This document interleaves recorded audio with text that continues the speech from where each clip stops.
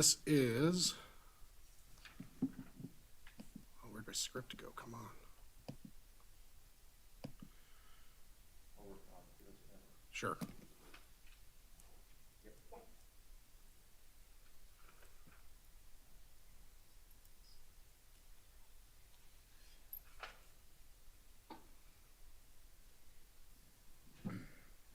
Sorry, computer fell asleep.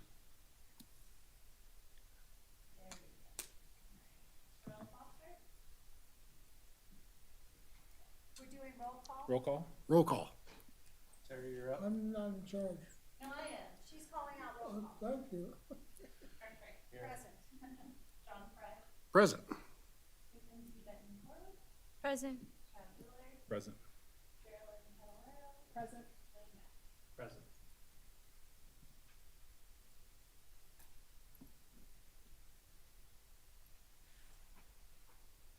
Is that a quorum? Are we That good is to a go? quorum, Okay, yes. thank you. Next, we're going to have the Pledge of Allegiance. I'd like to go ahead and lead that if I may. If everyone will please rise and join me.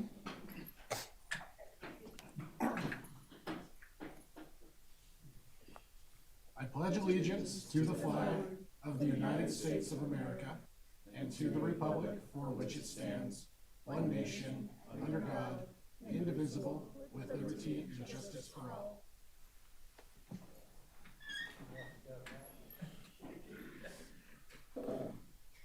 All right, thank you, everybody. Agenda item number 4, public comment. State law provides that the Sparks Police Advisory Committee must allow multiple periods devoted to public comments by the general public. No matters raised during public comment may be the subject for deliberation or action. Written comments from the public prior to the agenda and supporting materials for the meeting will follow.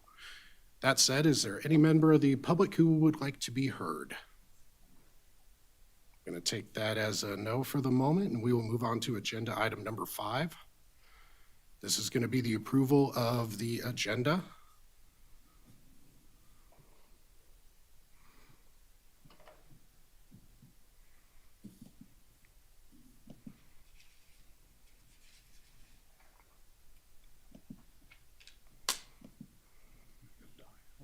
Documents? It said there was one there. What may I need me to do first? Second the motion for approval of the minute, of the agenda. So Mackenzie, you'll read out that you're making the motion to approve. Okay, so do I just say I made the motion to approve Yep. the approval of the agenda? Yep. Okay. I make the motion to approve the agenda of the schedule. And I, John Fry, second that motion. We'll have a vote. Just a sec, it'll come up on your laptops where you should have an option to vote. You'll see little boxes down below. Right?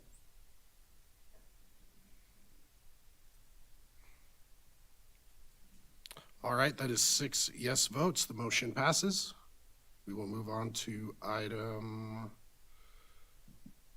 6, approval of the minutes from the prior meeting. This will be for the Sparks Police Advisory Committee meeting that was held on July 17th, 2023. This would have come in an email to everybody. If we need to take a moment to review now, feel free.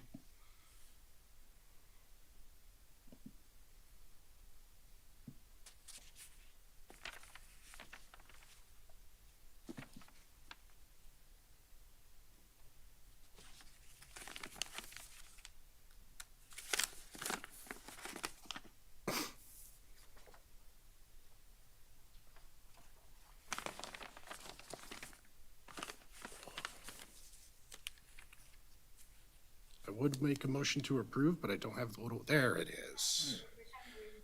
Oh, sorry about that. I, John Fry, motion to approve those meeting minutes from that July 17th, 2023 meeting. Chad Dillard, second. We'll have a vote.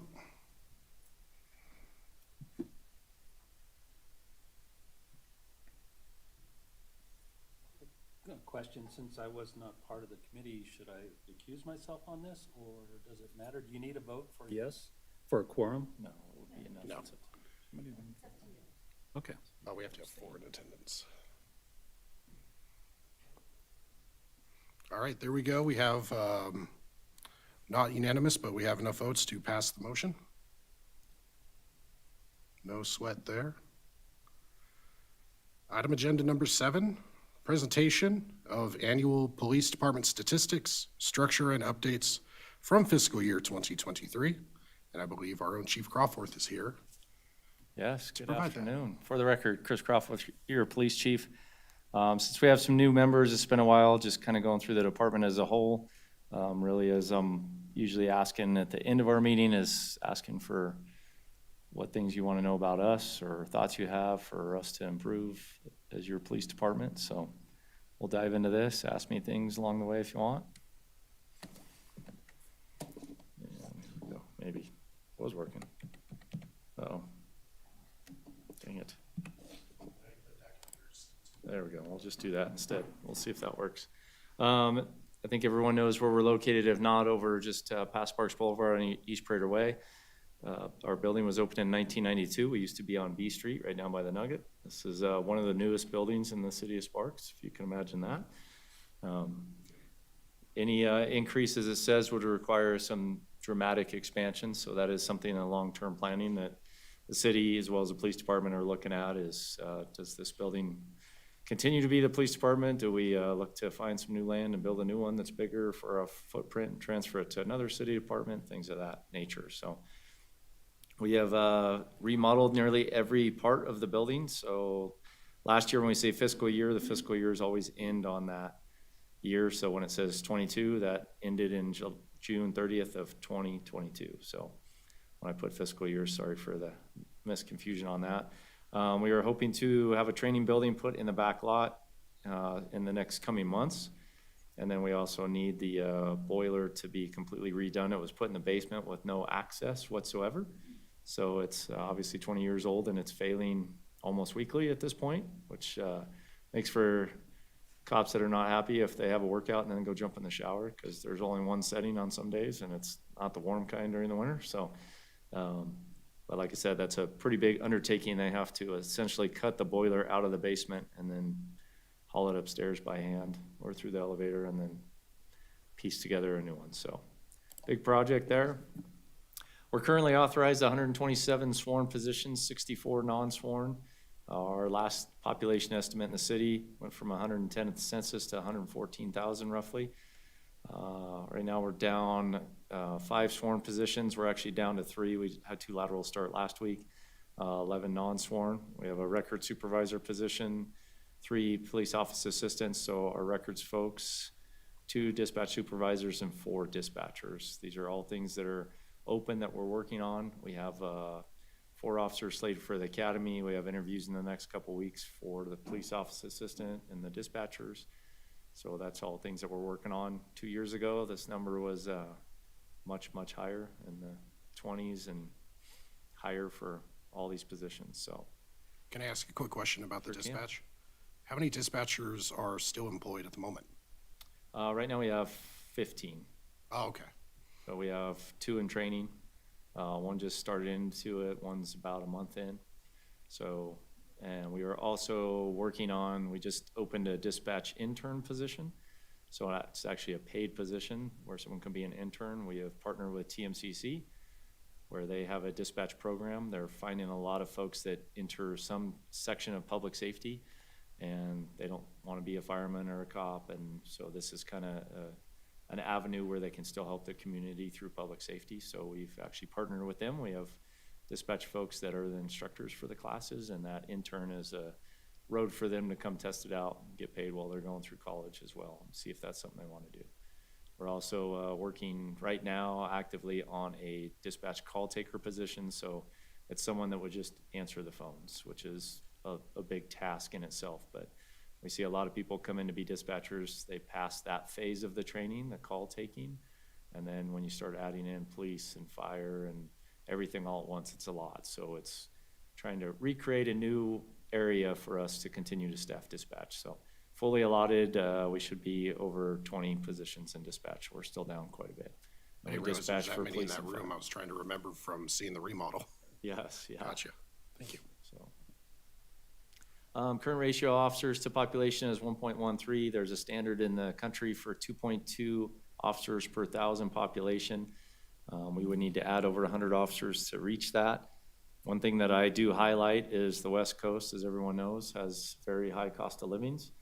So when I look at officers on the East Coast, they make about half of what officers on the West Coast make, meaning departments serving the same size community have twice the officers because they just have more money to do it because it's spread around farther. So obviously when you're paying $600,000 for a new house on the West Coast and only $200,000 on the East Coast, folks don't need as much money. So that's a big part where I don't really stick to that too much. So we're doing great with what we can. Volunteers have 11, if I recall. I think we're actually down to 8. So we're always looking for more volunteers. They do things from parking calls to working in records and helping us out. That's the 2 primary areas they help out with. So quick background check and come help out. So they do child safety things at our community events. So a lot of good stuff there. Broken down into 3 different divisions. We have an administration division manager, a civilian position who oversees, I say about 90% of our civilian staff, records and dispatch. And then we have 1 police service manager that oversees our records section. We have 4 record supervisors. Right now, one of those positions is not filled. We have an IT manager dedicated to us. We run over 40, I think I have it later, over 40 just different software systems within just the police department. So records, as you can see, does a whole lot of stuff. They run the front desk, ID. They're running information for our detectives. They have someone assigned up to the detective section. Online reports, parking issues, a lot of stuff. And then we have our IT support staff. So they're doing everything from creating our new maps for all our new streets, for all our officers getting out to, our body cameras. So there is 60 plus software systems. So a lot of stuff. So we have a staff of 4 IT personnel dedicated just to the police department. Under the admin division manager is the dispatch side of the house, also supervised by a police services manager. We have 1 police services manager on each side, and last year we switched them for kind of the growth and development of each. So 1 came from the dispatch side, 1 from the record side. Now they switched, so we've challenged them, but also for our future growth, make sure that we have 2 qualified candidates anyone could put in, but we're really training our people internally for the future of moving into that next step. So 5 dispatch supervisors and 12 dispatchers. There's just me in a nutshell. Been with Sparks for 19 years. I've done pretty much everything except for undercover. We have 2 deputy chiefs on the sworn side. 1 oversees patrol. The easy way to say is everyone in uniform. Deputy Chief Clint Bellamy. And then 1 Deputy Chief Tara Edmondson, who oversees investigations, administration, our internal affairs, kind of everything else that's not a marked patrol car or folks in uniform. We have 8 lieutenants, 1 that is assigned to our general detective, so your day-to-day follow-up, 1 that oversees our undercover units. We have over 14 detectives and some variety of undercover status within all our regional units with Washington County Sheriff and Reno Police Department. We have 1 in lieutenant in professional standards. This is what's more commonly referred to as internal affairs. We changed that name to professional standards. We actually had a lot of citizens calling to inquire or have some concerns about how their situation was handled. And we'd say, well, here's the lieutenant's internal affairs. And they said, no, that's internal. That's who do I talk to? Because I'm external. So that was the name change. Nothing really changed other than the name change. And 1 lieutenant overseeing support services, which is really our outreach, our training section, things of that nature. We then have 4 lieutenants assigned to patrol, 2 that cover primarily the weekday shifts and 2 cover in the weekend shifts. 15 sergeants, 2 assigned to detectives, 2 undercover sergeant detectives. Our homeless outreach team, which we have 1 sergeant assigned to. We applied for a grant when I became chief 3 years ago and received it from Department of Justice, and we started the neighborhood policing unit, which started in earnest in April. So that is really identifying high call volume locations and working with whoever is there to see if we can curtail that high call volume for a resident. by finding resources, a problem, seeing if we can really dive deeper into policing. And we've seen one of the examples is we had a group home that we had been to 30 days in a 30-day span. So with a lot of resources going to that, this unit was able to reach out, work with Washington County Health and Human Services, identified one individual that was living there that was the biggest problem. That individual was moved, as well as the company was counseled, I would say, by the Health and Human Services about some other violations.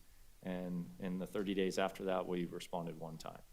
So that's just some of the things we're looking at. Working a lot with the different apartment complexes throughout the city. We've had a ton of involvement with the management who know of problem attendants that are causing problems for other folks, but they don't have the avenues, meaning they don't have the information to have someone leave that premise through their upper management. So now in our partnership, we're able to show them how many times we've been, the calls for service, and that usually gets them to that point where they can kick someone out of that apartment complex, which makes life for everyone else much, much better. Support services, talked a little bit about that. We have 8 sergeants in patrol. When I became the chief, we restarted our traffic unit. We had not had a traffic unit since the Great Recession. So we have 1 sergeant, 2 on motors, on the motorcycles, and then 2 in cars. So, and they are going to our highest call volume traffic accidents times. Now, we've seen a major reduction in the use of patrol, because obviously someone that does traffic full-time can handle a traffic accident in less than an hour, where a traditional officer that's not doing it every single day, it takes a couple hours. So we're seeing some time savings there. We do run our own evidence section. We have 1 evidence supervisor. I forgot to change that. We have 2 evidence technicians now. So they will come out and collect evidence if we need, and then they manage all of our evidence for us. Detectives, there's our breakdown of detectives, 14 general assignment, 9 to regional teams. And we do have 2 amazing victim advocates who are reaching out to our victims from any level of crime and assisting with them, getting them to court, protection orders, getting resources, you name it. So, and there's even times where there may be resources that are delayed by a couple days, where we will use donations that come in from our community to get these folks a room somewhere in town in that time. Undercover teams that we have at Sparks Police Department, the Regional Crime Suppression Unit. That's the breakdown of who assigns folks to those units. And then we also have the Repeat Offender Program, who is housed at Sparks Police Department, that we oversee. So of the 3 agencies, Washoe, Reno, and Sparks, we each take a couple teams that we oversee in the grand scheme of things. Regional Crime Suppression Unit is really where all 3 agencies push when we have major crimes. They're the ones that help our homicide detectives. They're the ones that are finding those big violent felonies and tracking down significant crime trends. And they're, when you see things in the news, you don't hear about them, but 95% of the time they're connected to solving those crimes and bringing people to justice for those.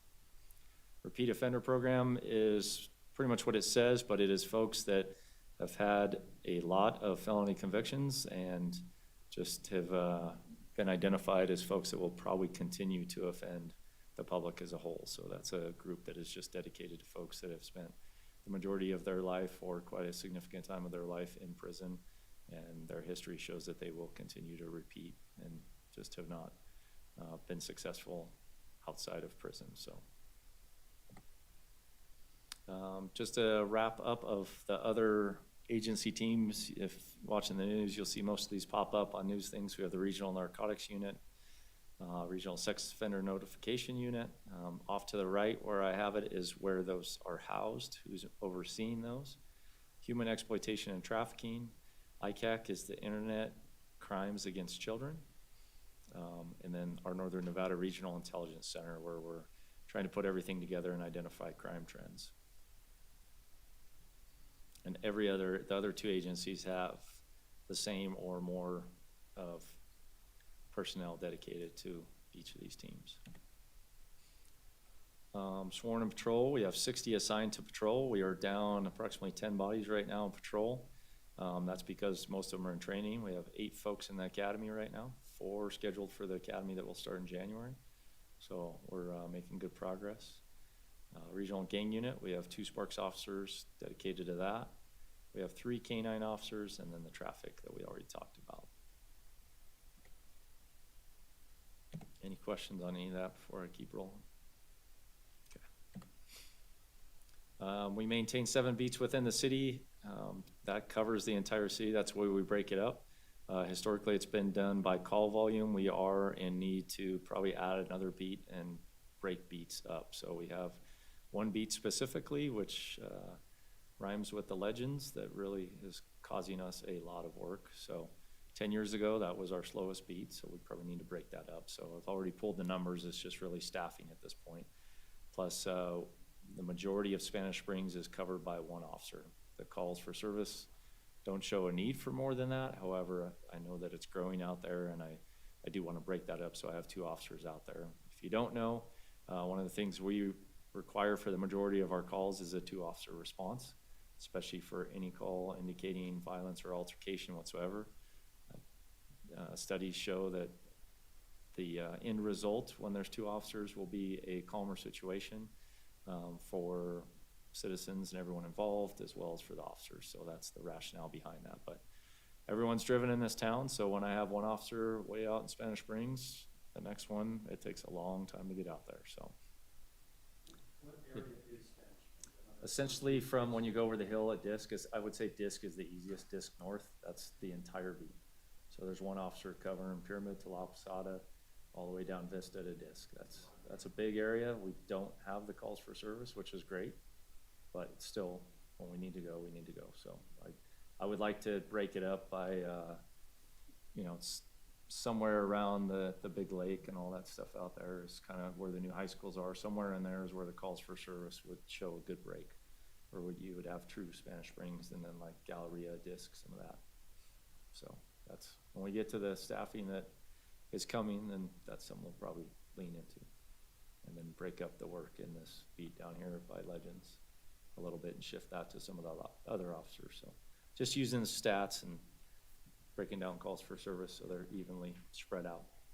So traditionally our beats were broken down by the ease of getting to certain locations. So we have a big barrier on the McCarran loop because it's hard to get across McCarran most of the time. So traditionally that's where we stopped beats, but it makes sense to start reaching out across those to balance the call load a little bit. Shift minimum, we only have 7 officers on the road. Swing shift, we traditionally have 8, but our average, because we have 7 beats, is 7 with the exception of graveyard calls for service. Continue to be lower, or we can go 1 below, so there's 1 beat that traditionally is not filled. Most people think we have 20 personnel on staff, which we do not, so we're running about 7 each time. We work 410s Monday through Thursday and Thursday through Sunday. Thursday is an overlap we created 3 years ago. That's where we have special team training. So we have like the Consolidated Bomb Unit, the SWAT team, K-9s, they all train on one Thursday. The opposite Thursday is training for all of our state standards and the things you always hear in the news and everything. So that's why we do that. The staff is always, when I started, we used to work 12-hour shifts on the weekends. There's a ton of studies that say officers working more than 10 hours on the road is way too much for good decisions. So we keep standing by that. They really want to fight me, but so far they haven't come up with a good change to that. So I'm always listening, but our shifts, it breaks down the hours that they work. And then too much there. This is just a list of all the different things. One thing that I always highlight, which is a big ask of our folks, why people really like working here, but our folks work a lot, they work hard, they take a lot of pride in it. Very few police agencies are you doing 3 or 4 different things on top of your regular job. Usually you're just doing one other thing. So most of these folks, we have, they're working patrol and then they're on SWAT and they're also a field training officer. And they're also a domestic abuse response team person too. So they're doing all these tasks at the same time. So that's just a breakdown of the few things we have. Field training officers have been maxed out because I made a drive that we would put 10 in the academy and it looks like we're gonna graduate with 8. So We've never done more than 7, so that's a big lift, and they're all stressing out, but it's a good thing, so. Fiscal year 22, so we filled a lot of positions. When we first really kicked this off, we were way behind, and that's just some of the ones for a year ago, and we continue to fill like crazy. So we did have a ton of retirements during COVID, and a lot of the calls for police issues and concerns. Just there was people that were at their time where they could retire, and they just ready to hang it up. They're ready to be done. So I'm excited with all the new folks. I like technology to make us more efficient. They pick it up like it's going out of style, and then they never tell us whether it's good or bad. I have to go ask them. So I used to get really excited about that stuff, and to them, they're like, yeah, it's fine. Does it help you? Well, yeah. Do you want to get rid of it? No. Oh, well, okay. Be nice to know. So just, it's different. So, but it's good. We are seeing longer times to train folks, but really good people coming up, new ideas. They just accept stuff quicker.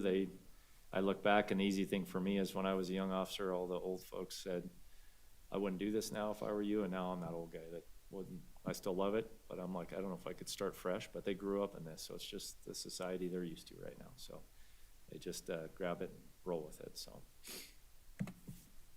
one big thing that I did want to highlight that we added this fiscal year, we've been running about 7 months now, is we have 2 more mental health counselors that are dedicated to just public safety employees in our city.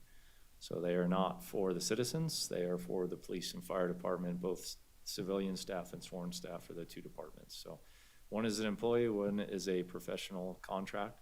So that gives that person a little more longevity to kind of run and do the things we really need. But their goal is to take care of our folks that see rough stuff day in and day out. And both these folks are very dedicated and have spent most of their careers in public safety. So one of whom spent about half his career in public safety. So they really have that experience and credibility with our folks. The nice part is our lieutenants and sergeants they have someone to turn to when they see someone struggling now, and they just pick it up and run. So one of the really neat examples is a few months ago we had the officer killed out in Pyramid Lake. I called the chief to see if he wanted assistance from them. He said, yes, please. And when I called them, they were both in a car together and halfway to Pyramid Lake already. So it's working. It's pretty cool. So stats. The administration division comprises the majority of the non-sworn staff. We talked about that. 12 dispatchers, 3 dispatch trainees, received 165,000 calls from the public. 48,000 were 911 emergency calls, and they also it was supposed to be processed, 245 texts to 911. One of the neat technology things we added about a year and a half ago was a new software that actually has an app. We get a lot of 911 cell phone calls that are butt dials, that are accidental, but we have a mandate to call them back. So there's a software that actually calls them back and asks them to hit a certain button if they have an emergency, and then it automatically connects. So that has dramatically dropped the calls that they have to handle. So, because most of them are not legitimate. We responded to 93,000 calls for service. 34% were self-initiated, 26% were citizen-generated, up from 91,000, so we're increasing a little bit. And 12,000 reports came out of that. And we, as you can see, have never enough personnel anywhere, but they're working their tails off getting everything done. So, and about 33% of reports came in through our police assistants, which is actually only at 5 right now. So, public records requests are a new thing since 2022, and it is costing a ton of time. So, it is what it is. We have to provide the records, and that's what the public deserves, but it costs us a lot, so that's why I put that on there. We have a lot of permits, licenses, and other requests. Doesn't bring in big dollar things, but it's just making sure our city and different businesses are operating appropriately. With our volunteer hours, they donated over 1,600 hours. Made 3,500 arrests, 3,300 being adults, 217 juveniles, 1,200 of those were felony arrests. Out of that, 74 use of force incidents were documented, which is 2% of the arrests, but as you can see, a very small number of all the calls for service. There's There's just an overview, which I think you have. Approximately 65% of the moving citations were issued by the 4.5 members of the traffic unit. I say 0.5 because occasionally the sergeant writes a citation, but it's not very often, so.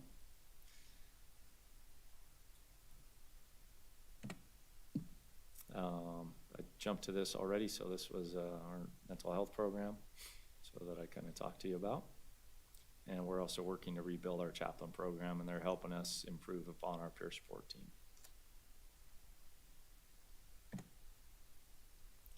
I think everyone knows what the most employees do, but if not, most is 2 licensed clinicians that ride on our busiest times for more violent calls for service. So essentially they're doing our swing shift, that 2 to midnight shift. They cover 7 days a week minus their vacations. So they work, one works Wednesday on and the other one works Sunday on. So they do a lot of training for us. They have done, you've heard the CIT training. They just completed all that training for us. So we're really leaning on these resources of people that aren't 100% cops, shouldn't be teaching cops. So we're leaning on our clinicians. They have worked with NAMI, which is the state and national mental health institute, really on creating that curriculum. So we just finished that last month.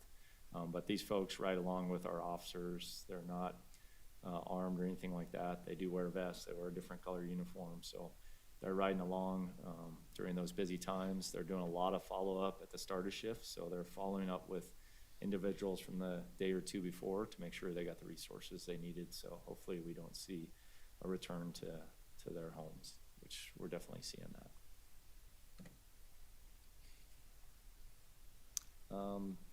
This was old numbers. This wasn't a full year, so 27 mental health calls.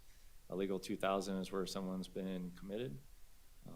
45 mental health calls where resources are given, and this was their first 6 months, if I recall correctly. So,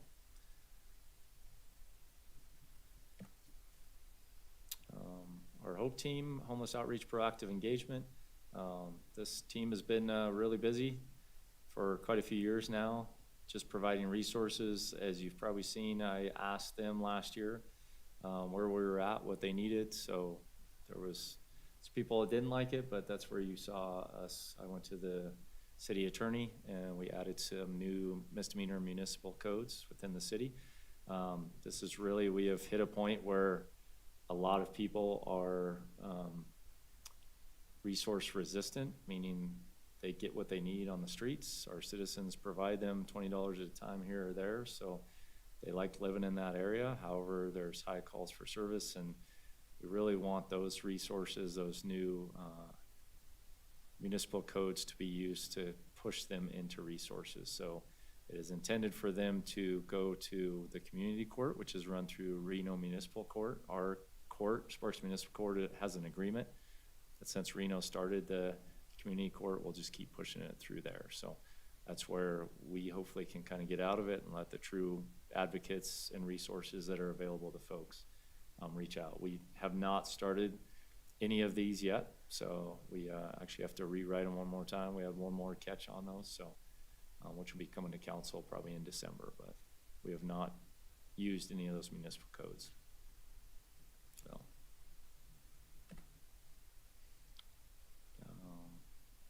Dirty Hope truck. Spent a lot of time down in the river area. We talked about the neighborhood policing unit already, and that's been a huge success. Just really doing what we've always wanted to do, is reach out and find those high calls for service and see what is going on, what's the true root cause, and is there something that we can provide resources or dive deeper into things. So we are seeing a reduction in calls for that. And the majority, now that we have some relationships with the apartment complexes where they can actually call someone. We always had relationships with that beat officer, but it was always, the middle of the night, and it was hard to get a hold of them, or vice versa. So now people know this team. They know the 3 officers by name and who they can get a hold of and start resourcing out. So, questions yet? Okay. I think I talked about most of that. As I said, this was originally a COPS grant, community-oriented policing services grant that goes through the Department of Justice, through the federal government. It was a 3-year grant, so we're slowly working off of that, where those officers just become paid for by the city wholly.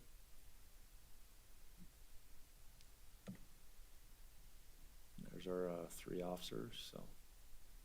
We have a good mix of a very senior officer and a pretty senior sergeant and a pretty new officer, so it's been really successful, so. They are plenty worked. Traffic unit, I talked about that. Obviously, since COVID, we've seen people speeding a lot more, driving like crazy. The traffic unit has been busy. We've had a lot of fatal accidents, unfortunately. We have 2 brand new radar trailers. Maybe you've seen them around town. They start flashing and tell you to slow down. They have red and blue lights, so it looks like it's a cop car. And what they also do is really using that new technology is they are able to send that information of the high speed times, so we can really be more proactive about enforcement. So traditionally, we got a complaint about, you name it, street and Sparks, and there was too much speeding, and we would send 2 motor officers out there and they would spend all day to find there was 1 hour that was really a problem. Now we have these trailers that we go put out for a week, find out when that true area is, how bad it is, and then we can go send them out. So my direction, which they do, is go put the trailer out, everyone gets used to the trailer, and then sit down the street a block with the motors. 2 weeks later, which is exactly what they're doing, and it's exactly what we're seeing. People are out of control. We've seen some very scary things. Vista specifically, just before you get to Vista Del Rancho, we were seeing speeds in the triple digits routinely, so when we first put it out there. So it's, but so far it's kind of looking at the new way to do things and really try to reduce speeds, because that's where you have fatal accidents, is almost always the high speeds. And there it is. If you see it, got solar panels and all fancy. We put a new plexiglass on the front, so if somebody decides they're going to try and break it, hopefully they just break the piece of plexiglass and then we can just replace that. So pretty fancy stuff. So there's 2 of those now. We had 2 trailers, but they were the very old school ones. They were at end of life. One of them completely malfunctioned and they weren't doing much for us. So they do not. So there is, we can add some cameras to them, which is something I'm kind of looking at, this license plate reader thing. So we have some cameras that we could add to them. So, yep. Canines talked about, we have 3 canines. All our dogs are dual purpose.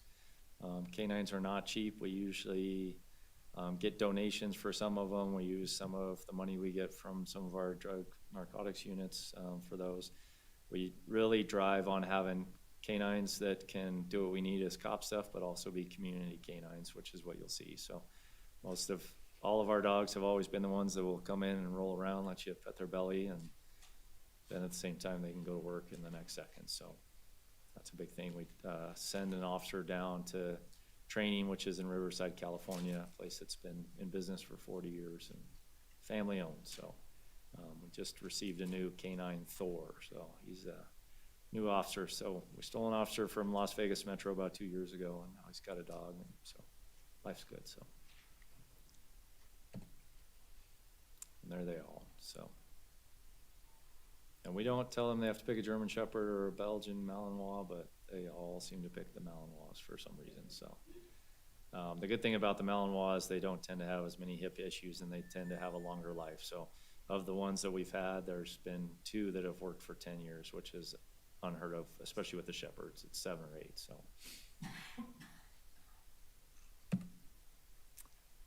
all the other crazy stuff we do, we have a horse-mounted unit. It's all voluntary by our officers. They pay for everything. We have bought the equipment in the past, the saddle and their boots and things like that. They pay for feed. If something really traumatic happens, then we pay for the vet bill, but other than that, they cover it all themselves. They trailer it there. That you'll see them at the special events. They're great for the public outreach, and they're really good if we had a big ride or something like that, because people get out of the way of horses, not so much people. So we have an Honor Guard, Peer Sport. We have Explorers, which is anyone under the age of 21 that can every Sunday night come and really learn from our folks. It's like the Citizen Academy. So they get to wear a uniform, help us out, and it's folks that hopefully will go into law enforcement. But it's really that younger age, at a high school age, if they want to come learn more and have their own little group. So they have promotions and ranks and all sorts of good stuff there. Bicycle units during the special events. Here's our craziness of a little bit of everything, volunteers, bikes. We do have panels set up in our back lot for the horses, so when they have like the Rib Fest, they can leave their horses at the station because it's closer than most of their homes, and so we have water and shade and all that there. Command center if we have a big critical incident. New technology, I talked about that. If you didn't hear, we added a system called ShotSpotter. It's a gunshot detection system that is placed throughout the community. We do not know where the sensors are. That's part of the benefit of that. We get a report. It is amazing how much we have implemented this summer. It's amazing how few calls we get to 911 or even the dispatch center for shots fired. So it is, they told us at the start you would see, 10 or 20% are being reported, and they're right. So most of this happens in the 89431 area zip code. We did it based on calls for service that were similar to that. Essentially, the McCarran Loop is where most of the sensors are. There's nothing out north at all, I know that much. They had to partner with homes too. There's residents that they went knocked on their door and said, can we put this sensor on the side of your home? They signed a waiver and did that, so they went active. One of the best things that we've purchased and added that I was really happy with the company. So most of them sell us a lot of stuff, and then it's kind of a fight after they get the money. This company was not that way. We're using it very proactively. I've seen big cities that have struggled because they've had to create new teams to go to all the calls for this. We're like just the right amount, I believe.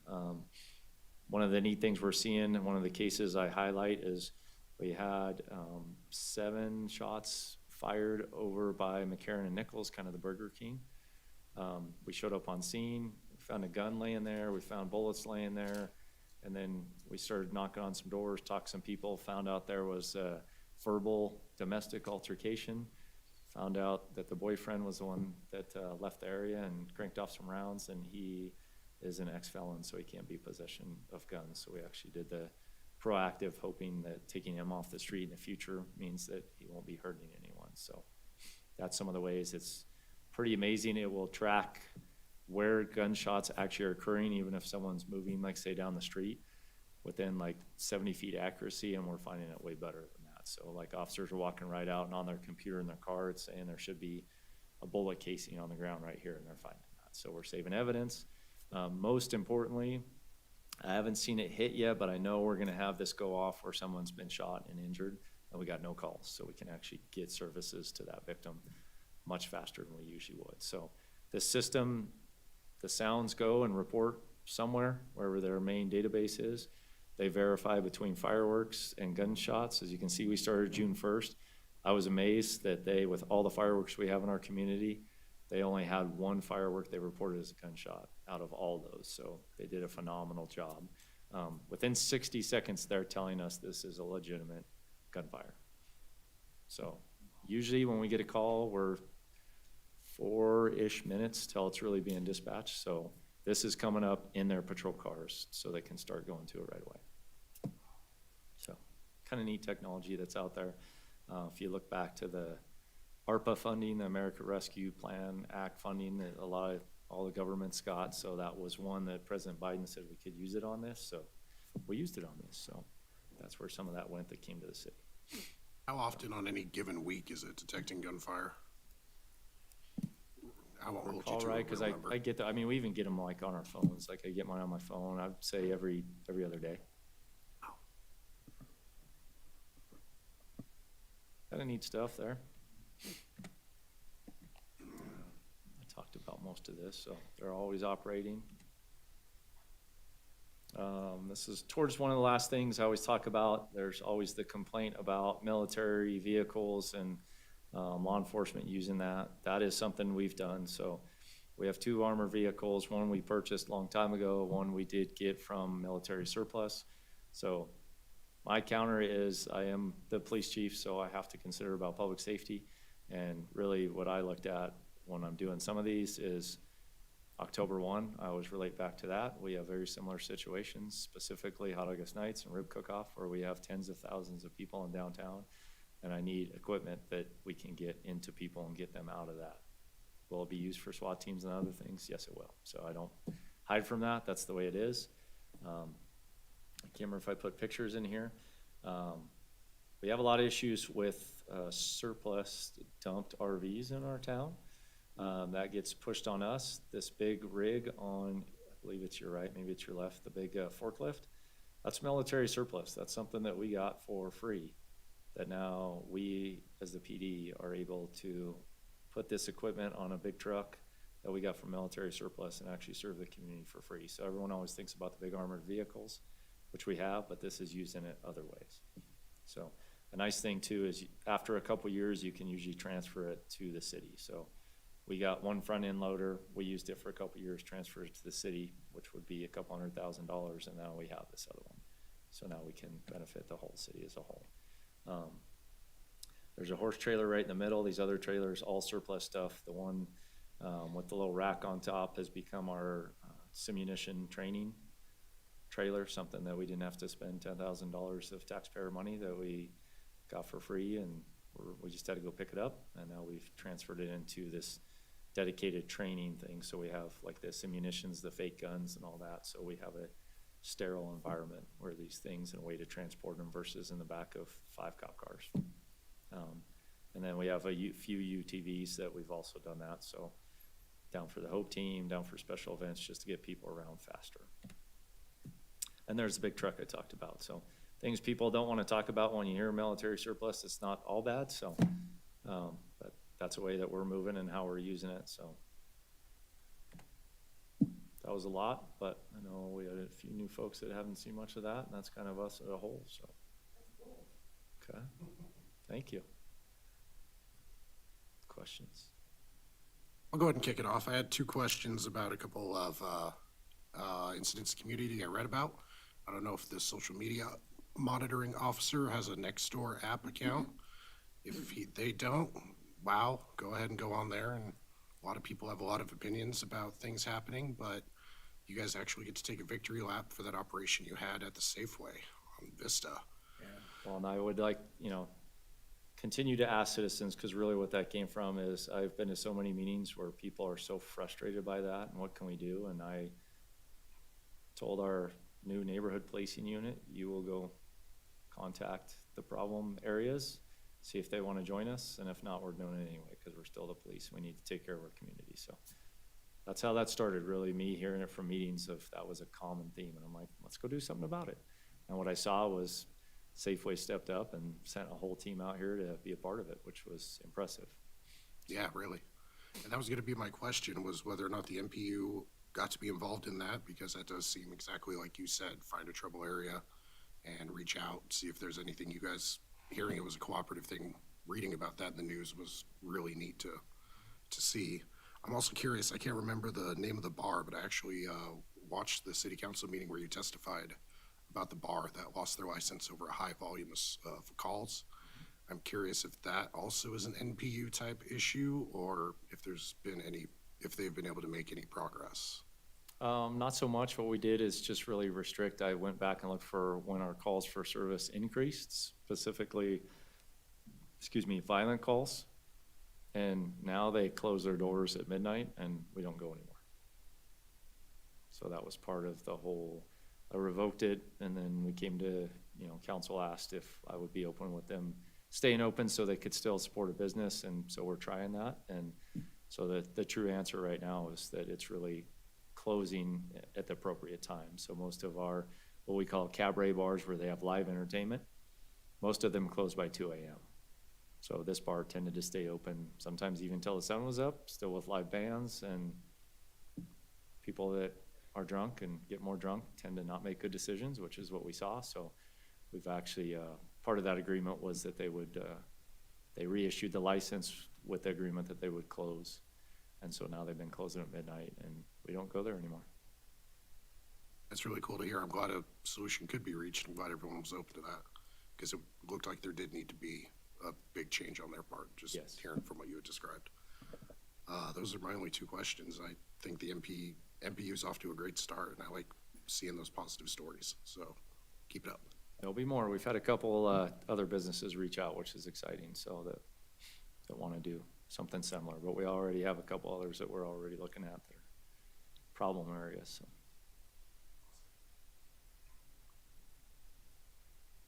I had a question, Chad Dillard.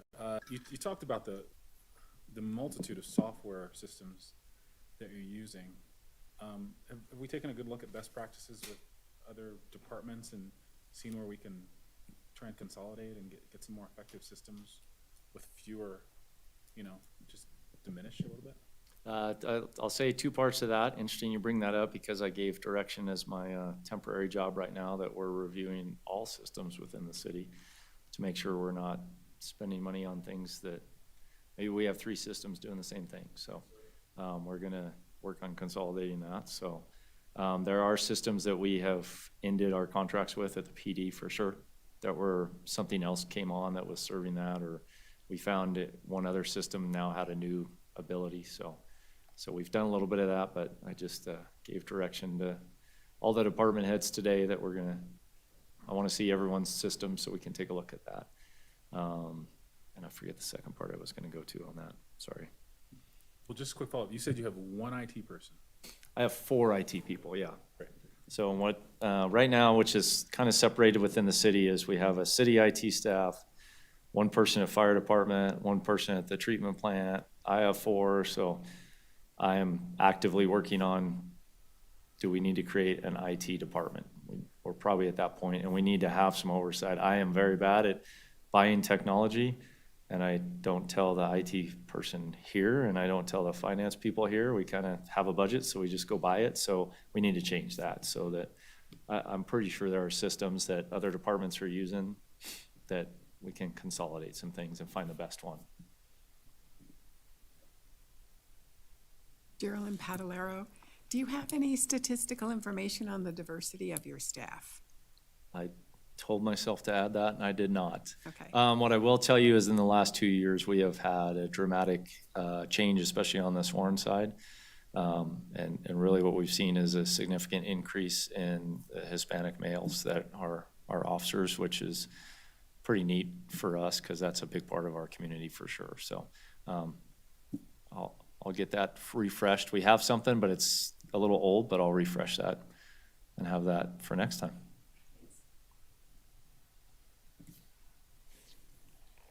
Yes, sir. Dwayne Matthews. I had a acquaintance ask me a couple months ago about a resource that they were looking into, and the only thing I had to give was the community relations officer, and shared that number. But specifically, it would have been the heat detective. Is there a page on the website that lists the categories and the detectives in each one of those categories? Or how would that person find that number or the contact? I will check. I don't know that we have that, but that's a good resource we should have on there. I will check that. I don't know if it's on the website. That is run by Reno Police Department, but we should have that available, fairly easy to find. So it's a good point.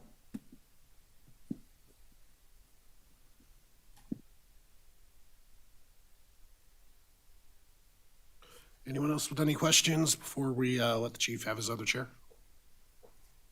All right. Thank you for that presentation, Chief.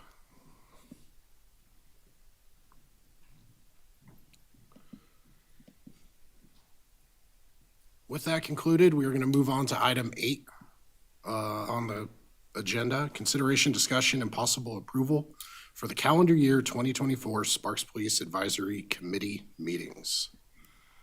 Are we going to keep the same schedule of roughly one per quarter? Yes, we have a tentative, sorry, Chris Crawford for the record.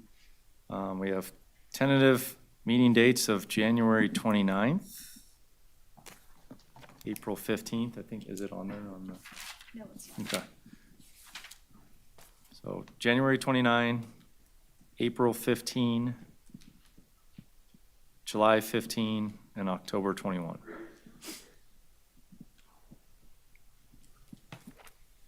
I'll say it one more time. January 29, April 15, July 15, and October 21. So yes, roughly every quarter. Good. But that's up to you folks.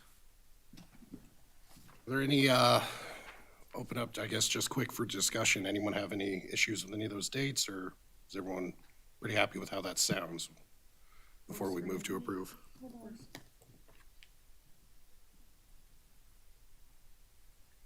What are the days for Miss Nevada again? June, not July, right? Okay, so no. All right. I'm good. Yeah, I'm good. I, John Fry, will motion to approve the 4 dates as listed by Chief Crawford for 2024 Sparks Police Advisory Committee meetings. Do I have a second? Second. Chad Dillard. Oh, there you go. Terrell, got that.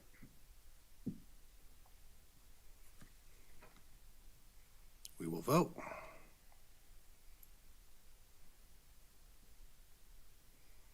And it appears the motion is passed, so everyone go ahead and throw those on your calendar. Those will be our meeting dates next year. Agenda item number 9, public comment. State law provides that the Sparks Police Advisory Committee must allow multiple periods devoted to public comments by the general public. No matters raised during public comment may be the subject of deliberation or action. Written comments from the public prior to the agenda and supporting materials for the meeting to follow. Are there any members of the public, after we've gone through that presentation, would like to make any comment? Does not look like it. So we can move to item number 10, announcements from the chief and the staff and committee members. Are there any committee members who would like to make any announcements? Nope. Thank you. Chief, do you have any announcements for us? What do you want to hear about? I heard about diversity, that's one. Diversity would be another good one to cover. As usual, if you have topics or thoughts, let me know. Ways to improve, and I threw a lot at you, so as you digest it, let me know. Just to clarify, Chad Dillard, just to clarify, doing a great comment regarding some way to, are we talking about some sort of hotline, like a hotline for the heat team? Is it something when you think about that, is that what you're thinking about? I think just a point of contact, just like, hey, I want to get I want to talk to someone about inhuman exploitation, like making that number very accessible. Like if you go to our website, is that where you were going, Dwayne? Yeah, I think that would be helpful, at least you could direct someone there. Yeah. And I don't know how many times do the committee members get approached by citizens because they're known. To be on the committee, do you have that come up a lot? I haven't had that come up. Has not happened for me yet. I mean, I have a lot of people ask me random cop questions, but that's really it. Like questions about the statistics and stuff. That's it. I get called a narc a lot at Christmas parties. Yeah. My one thing is I'm just gonna talk to the Miss Sparks team about connecting with you so that you guys can get in touch. Yes, perfect.